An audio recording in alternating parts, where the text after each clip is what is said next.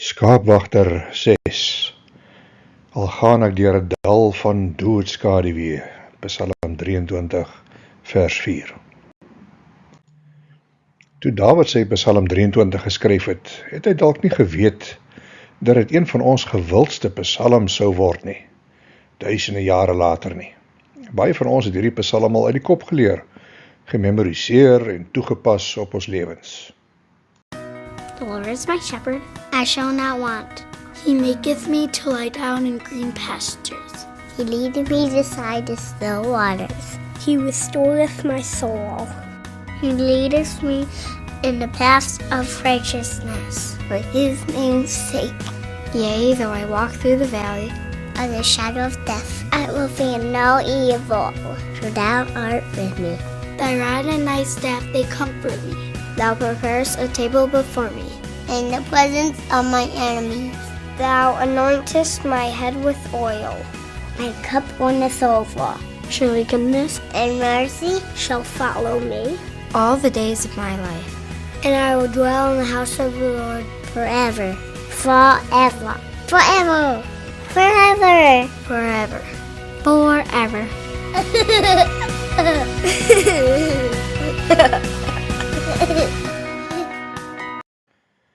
As 'n skaapwagter het hy iets verstaan van skape en hulle lewensomstandighede en watter tipe versorging hulle nodig het. As mense is ons nie veel verskillend van skape nie, want ons het ook gedurig die goeie herder nodig om na ons te kyk, ons te beskerm en vir ons te versorg. Kom ons lees die psalm hardop saam deur. 'n Psalm van Dawid, die Here is my herder. Ek ly nie gebrek nie. In groen weivelde laat hy my rus. Na water waar daar rusplek is, lei hy my. Hy gee my nuwe lewenskrag. Hy lei my op die regte paaie terwille van sy naam. Selfs as ek in die donkerste kloof ingaan, is ek nie bang vir gevaar nie, want U is by my. Dit is U staf en U stok wat my gerus stel. U dek vir my 'n tafel voor die oë van my teestanders. U verfris my kop met olie. My beker loop oor. Net goedheid en troue liefde sal my volg al die dae van my lewe, en ek sal terugkeer na die huis van die Here tot in lengte van dae. Vanuit 'n skaapwagter se perspektief vind vers 4 se uitdrukking, selfs as ek in die donkerste kloof ingaan, is ek nie bang vir gevaar nie, want U is by my, eers sy plek in die helfte van die psalm. Dit is amper asof die skape tot dusver gespog het voor hulle geesgenote wat ongelukkig aan die ander kant van die draad was, in die buurman se erf. In teenstelling met hulle daar oorkant, het hulle self uitstekende versorging ontvang by hulle eienaar, op die tuisveld, in die somer en in die lente. Dit klink so in 'n paar vertalings. Ook wanneer ek deur 'n diep en donker vallei moet loop, dan sal ek nie bang wees nie, want U, Here, is by my. Al gaan ek ook in 'n dal van doodskaduwee, ek sal geen onheil vrees nie, want U is met my. Selfs al gaan ek deur donker dieptes, sal ek nie bang wees nie, want U is by my. Selfs wanneer die lewe vir my so donker word, dat ek nie weet watter kant toe nie, sal ek nie bang wees dat probleme my onderkry nie, want U is altyd by my. Wanneer ek loop in 'n baie donker kloof, sal ek nie bang wees nie, want U is naby my. Jy het seker agtergekom dat die psalm se woordeskat nou 'n nuwe koers inslaan, waarin die skaapwagter direk aangespreek word. Dis nou nie meer net die derde persoon hy of die Here is my herder nie, maar die persoonlike voornaamwoorde verander nou na die eerste persoon, na U is met my, in hierdie lied. Dit raak 'n intieme gesprek van diepe omgee. En dis natuurlik en normaal, die lang trek na die hoëveld in die somermaande begin hierso. Hulle laat nou die swak versorgde skape van die buurman aan die ander kant van die draad agter. Hulle beweeg weg van die plaas na die heuwels, die hoëveld, die bergveld. Gedurende die somer sou die skape die gedurende nabyheid van hulle goeie herder beleef en in die verlatenheid deur hom versorg word. In beide Palestina en op party westerse skaapplase is hierdie verdeling van die jare algemene praktyk. Baie effektiewe skaapboere neem hulle troppe skape na die hoofveld of die bergwêreld gedurende die somermaande. Dit beteken gewoonlik 'n ver stap, 'n roetemars. Die skape beweeg stadig en vreet so ver hulle stap, soos wat hulle geleidelik hulle pad vind na die hoë bergwêreld waar die sneeu begin smelt. Teen laatsomer is hulle ver bo aan die lyn waar die bome ophou groei, om die gras daar af te vreet. Met die begin van herfs val vroeë sneeu op die hoogste pieke en dit dwing die kudde om al laer af te sak teen die hange. Uiteindelik, na by die einde van die herfstseisoen, sal die skape weer huiswaarts gejaag word, waar hulle die winter sal spandeer. Dit is hierdie segment van die jaarlikse skaapboerdery wat in die tweede helfte van die lied beskryf word. Gedurende hierdie periode van verandering is die kudde geheel en al alleen met hulle herder. Hulle is in intieme kontak met hom en onder sy persoonlike versorging, dag en nag. Dis hoekom die laaste verse hierdie intieme eerste persoon woordeskat gebruik. Het is goed om te onthou dat dit alles afspeel in die dramatiese agtergrond van wilde berge, stromende riviere, hoëveld, grasvlaktes. En Dawid wat die Psalm skryf het natuurlik hierdie tipe terrein eerstehands geken. Toe Samuel gestuur is deur God om 'n volgende koning te gaan salf oor Israel, was Dawid nie tuis saam met sy broers by die huis nie. Die kans is goed dat hy weg was op die hoë heuwels, die bergagtige gebied, besig om te kyk na sy pa se kudde. Hulle moes iemand stuur om hom te gaan haal en huis toe te kom vir die salwing. Hy het met eerstehandse ervaring alles geweet van die uitdagings en gevare, sowel as die vreugdes van hierdie trek met die skape na die hooglande. Keer op keer het hy saam met hulle opgetrek tydens die somer saam met sy skape. Hy het hierdie wilde maar wonderlike terrein soos die palm van sy hand geken. Nooit het hy sy kudde gevat na plekke wat hy nie alreeds voorheen was nie. Hy het vooruitgegaan om die land deur te kyk, sodat hy sal weet waar om 'n goeie weiding vir sy skape te vind. Hy was bewus van al die gevare, van riviere wat in vloed kan wees tydens die smeltende sneeu. Hy was op die uitkyk na sneeustortings en rotsstortings wat hulle pad kon versper of die trop kon vaskeer. Hy was op die uitkyk na giftige plante wat sy trop niks vermoedend kan eet, onbewus van die gevaar van daardie groen blare. Hy was heeltyd op die uitkyk na roofdiere wat sy kudde kon aanval of skrik op die lyf jaag, sodat hulle self beseer. As hulle herder het ook geweet van die onverwagte storms van reën en haal en sneeu wat hulle kan teekom. Hy het die skape hanteer en hulle bestuur onder al hierdie ekstreme toestande. Niks het hom verras nie. Hy was ten volle voorbereid om vir sy kudde te sorg en hulle met sy vaardigheid te begelei deur elke omstandigheid. Hierdie agtergrond teken vir ons die pragtige eenvoud van hierdie laaste verse. Daar was 'n stilte, 'n grootsheid, 'n versekering wat rustigheid na die siel gebring het.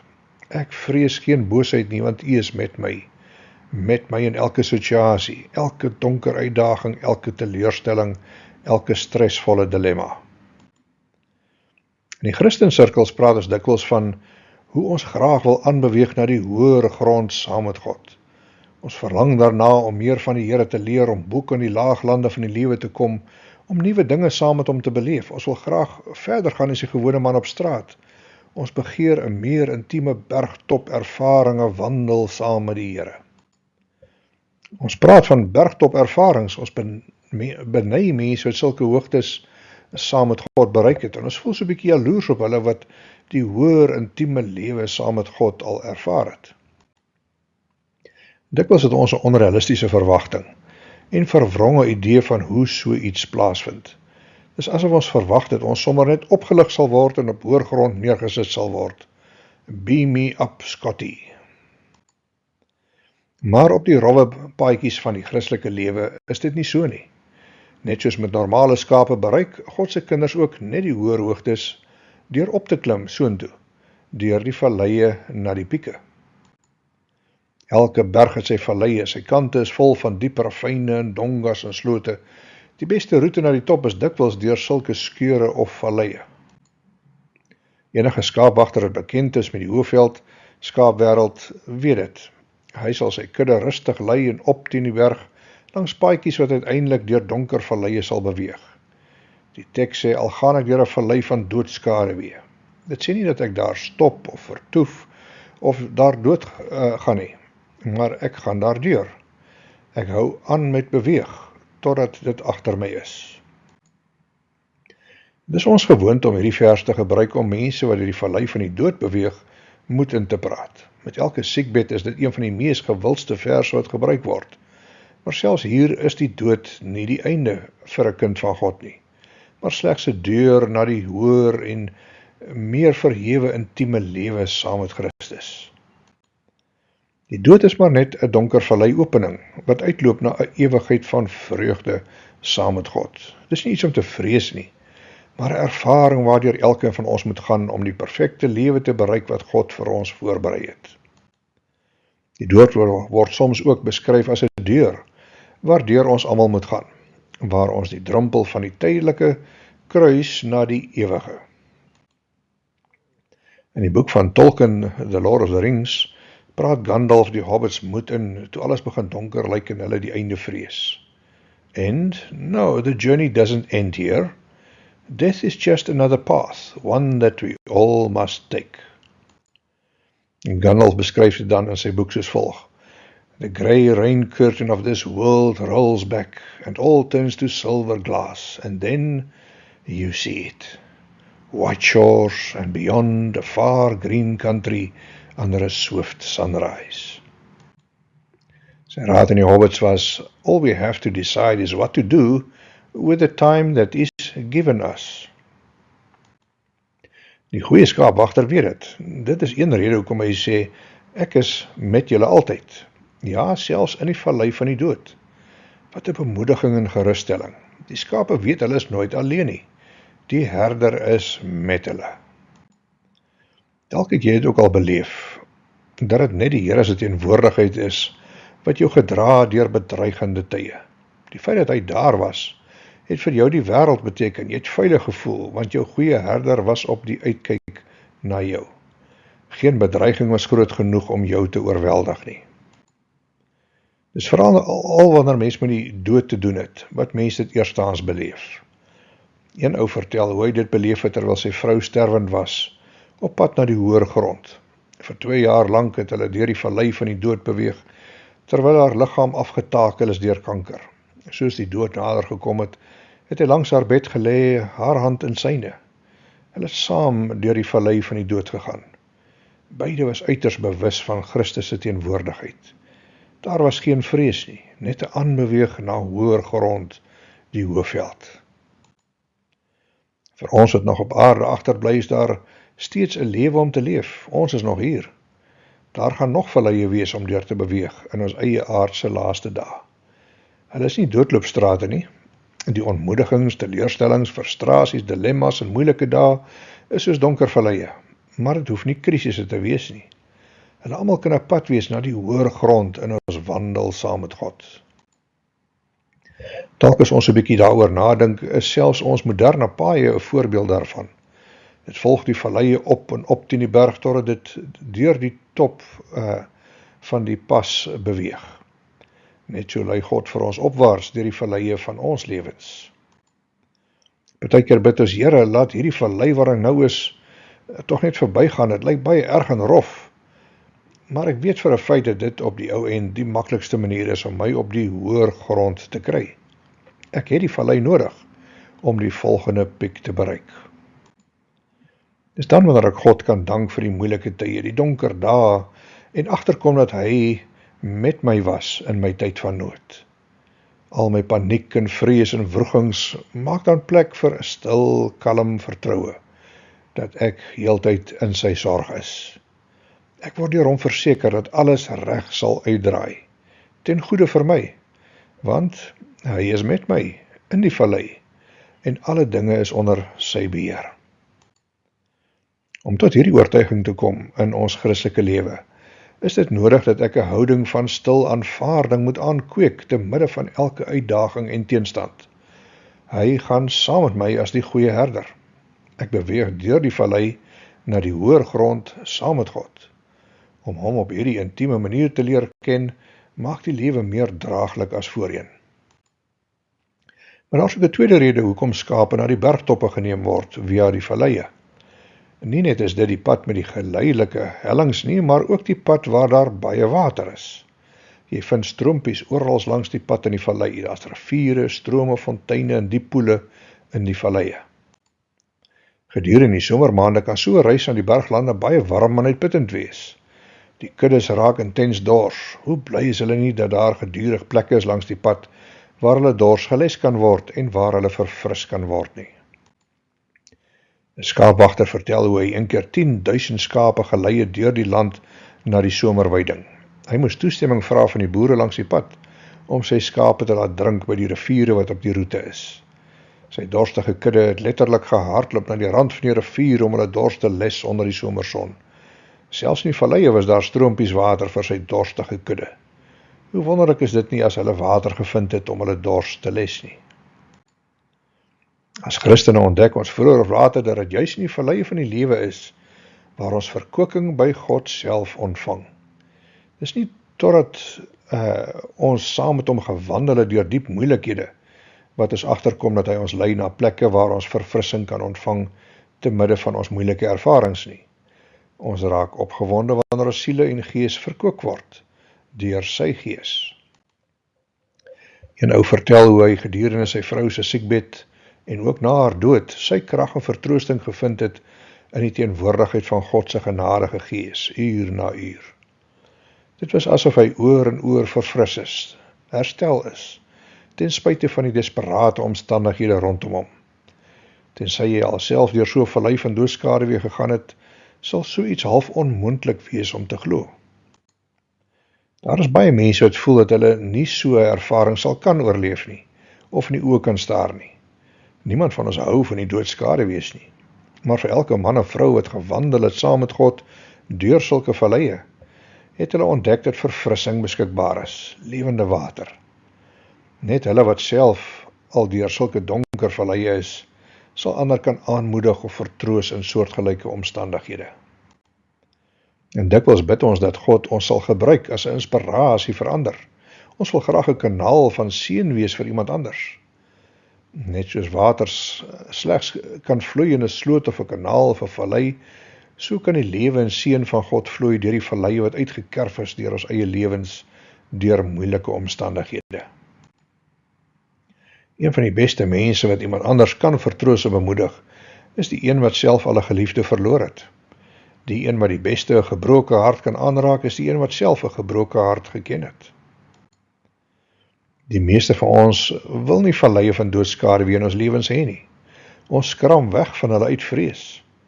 Tog ten spyte van ons grootste probleme, bring God vir ons voordele en vertroosting deur hierdie valleie. Laat ons nie heeltyd probeer om die donker, swaar tye te vermy nie. Dit mag dalk juist die plek wees waar ons die grootste verfrissing kan beleef, vir onsself en vir ander. 'n derde rede hoekom die skaapboer sy kudde vat na die hoofveld via die valleie, is omdat dit die plek is waar die rykste en oorvloedigste kos te vind is in daardie seisoen. Die kudde word rustig aangejaag en hulle is nie haastig nie. Die lammers was nog nooit voorheen hier nie. Die skaapwagter wil seker maak dat daar nie net water beskikbaar is nie, maar ook die beste weiding vir die ooe met hulle lammers. Gewoonlik is die beste gras in die valleie langs die rivierstroomppies. Hier kan die skape al weiend beweeg terwyl hulle stadig opwaarts beweeg na die hoofveld. Natuurlik is hierdie grasweiding dikwels aan die bodem van styl kraanse of diep slote. Daar mag dalk hoë kraanse bokant hulle uittoring aan alle kante. Die vloer van die vallei kan soms donker wees van die skade wees, want die son bereik die bodem selde, maar net vir 'n paar uur per dag. Die skaapwagter weet uit ervaring dat roofdiere soos jakkalse, wolwe, beere en rooikatte dikwels in hierdie skeure in klowe en kraanse woon en vanaf hulle verhewe plekke die tropskape dophou en op sy kudde wil toesak. Hy weet ook dat hierdie valleie ook skielik die teiken kan wees van kitsvloede en storms, wat mure van water in die nou skeure kan afstuur. En daar kan ook rotsstortings wees, modderstortings, sneeustortings, en nog 'n dosyn ander natuurrampe wat sy skape kan seermaak of vernietig. Maar ten spyte van sulke gevare weet hy dat dit steeds die beste pad is om sy kudde op die hoofveld te kry. Hy ontsien geen pyn en moeite of tyd om 'n oog oop te hou vir enige gevaar wat sy skape kan bedreig nie.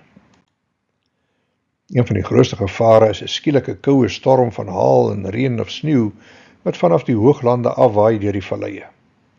As die skape deurdrink raak van die reën en bibber in die koue wind, kan die blootstelling hulle doodmaak in 'n baie kort tydjie. Hulle velle is maar dun, dus is hulle maklik vatbaar vir verkoues, griep en ander komplikasies. Een skaapboer vertel van 'n storm wat hy in die voetheuwels van die Rockies bergreeks in Amerika beleef het een somer. Die oggend was nog helder en sonder wolke en skielik teen middagete het groot donker swart wolke oor die heuwels begin golf vanaf die noorde. Die ysige wind het die koms van 'n nadere storm aangekondig. Die lug het al donkerder geword met elke uur. En skielik teen die middel van die middag het lang gordyne van reën en ys begin uitsak en oor die valleie geval. Die skaapwagter het gehardloop om skuilings te vind onder die blare van 'n windverwaaide boom, maar niks het gehelp nie. Die reën het hom goed nat gemaak en deurdrink. Soos die reën neergestort het, het dit die hele omgewing verkoel. Die reën het later ys geword met haalkorrels en sneeu wat geval het. Binne 'n kort tydjie was die hele berghang in die middel van die somer spierwit gevries. 'n Donker, dreigende wolk het oor hom gehang. Die skape het aangevoel dat die storm op pad was. Miskien sou die skape tot niet gegaan het as hulle nie weggehardloop het en skuilings gaan vind het aan die voet van die styl kraanse nie. Maar in hierdie valleie was die gras op sy beste. En dit was ook die beste roete na die hoofveld. Ons skaapwagter het al hierdie dinge geweet, terwyl hy ons deur die valleie van die lewe lei. Hy weet waar ons krag kan vind, en voeding, en oorvloed, ten spyte van elke gevaar wat ons mag bedreig. Dit is geruststellend vir die kind van God om te ontdek dat daar, selfs in die donker vallei, God sy bron van krag en moed is. Dit is wanneer ons terugkyk oor ons lewens wat ons sien hoe die skaapwagter se hand ons tot hier gelei het en onderhou het te midde van die donkerste ure waarin ons geloof getoets en hernuwe is. Daar is seker niks wat 'n mens se geloof in ons hemelse Vader so versterk as om terug te kyk en te reflekteer oor sy getrouheid aan ons in elke krisis en eisige gevaar in die lewe nie. Oor en oor het hy bewys dat hy omgee en op die uitkyk is vir my. Keer op keer het ek bewus geraak van die goeie herder se leiding deur die donker dae en die diep valleie. Al hierdie dinge vermeerder my vertroue in Christus. Dis juis hierdie geestelike sowel as emosionele uitdagings en blootstelling aan die winde en storms van die lewe wat stamina in my bewerkstellig. Omdat hy my voorheen sonder vrees gelei het, kan hy dit weer doen, keer op keer. Dit is hierdie kennis wat my vrees vir die toekoms laat vervaag, terwyl rustigheid in my hart en gedagtes toeneem. Laat die storms maar kom, laat die roofdiere maar aanval, laat die riviere en kitsvloede maar probeer om my te bedreig. Maar omdat hy met my is in die vallei van doodskadewee, sal ek geen onheil vrees nie. Om te lewe is dus om soms deur God gelei te word op 'n lang tog na die hooglande van God se kalm genade en teenwoordigheid.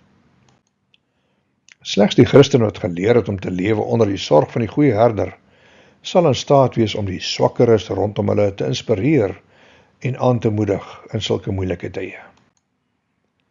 Te veel van ons word geskit deur omstandighede. Ons raak bang en paniekerig as die storms van die lewe ons tref. Ons gee voor dat ons op Christus vertrou en ons vertrou op hom sit. Maar wanneer die eerste donker skaduwees oor ons sweep en die pad vorentoe duister lyk, beland ons gou in donker wanhoop. Partykeer voel ons sommer net reg vir boedel oorgee, om te gaan lê om dood te gaan. Maar dis nie soos dit behoort te wees nie. Die persoon met 'n kragtige vertroue in Christus is die een wat deur vorige ervaring weet dat God met hom is in sy swaar kry. En dis die een wat sonder vrees kan wandel deur die lewe se donker valleie, met sy kop opgelig. Dis die een wat weet na wie om te draai. Hy weet wie is sy toring van krag. So iemand is 'n bron van inspirasie vir sy tydgenote. Daar is valleie wat vir elkeen van ons voorlê in die lewe. Die goeie herder het ons verseker, in hierdie wêreld sal julle moeilikheid hê, maar hou moed, ek het die wêreld reeds oorwin. Die basiese vraag is nie of ons baie of min valleie gaan beleef nie. Dit is ook nie of die valleie donker of net vol skaduwee sal wees nie. Die vraag is eerder hoe ek gaan reageer teenoor die onbekende valleie wat voorlê. Hoe gaan ek deur dit gaan? Hoe gaan ek kop bo water hou met die storms wat my bedreig? Wat gaan my houding wees? Met Christus by my kan ek hulle met kalmte inwag en oorleef. Met sy gees lei God my sodat ek hulle vreesloos kan agterlaat. Ek weet met 'n sekerheid dat slegs as ek deur die vallei gaan ek uitkom by die hooglande waar ek besonderse ervarings met God sal hê. Langs hierdie pad sal ek nie net geseën word nie, maar ek sal ook 'n seën wees vir ander wat saam met my deur die vallei gaan en dalk in vrees lewe. Dankie Jesus, dat U as my goeie herder vir my die pad wys. Nie net lei U my na groter ervarings en seëninge nie, maar U is ook met my deur die donker tye, wanneer daar baie dinge is wat my menswees bedreig. Dankie dat ek U kan vertrou, selfs in die skadu tye van my lewe, en wetende dat U my nie vir 'n oomblik op my eie sal los nie. U is heeltyd met my. Herinner my weer aan U sterke hand wanneer vrees dreig om my te oorweldig. Ek maak staat op U. Amen.